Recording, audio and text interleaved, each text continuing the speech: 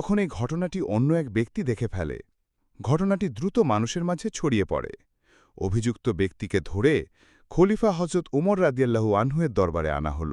তখন হত্যাকারী দোষ স্বীকার করে বললেন, হ্যাঁ, আমি তাকে হত্যা করেছি, কিন্তু হে আমিরুল মোমিনিন, আমার স্ত্রী অসুস্থ, আমার ছোট ছোট বাচ্চারা রয়েছে, তারা কারো ভরসায় নেই।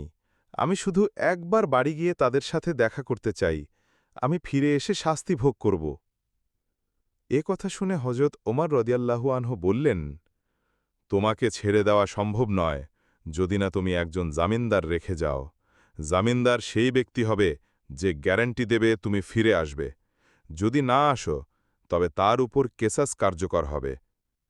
এ কথা শুনে উপস্থিত লোকেরা চুপ হয়ে গেল। কেই বা নিজের জীবনকে জামিন রাখবে? ঠিক তখন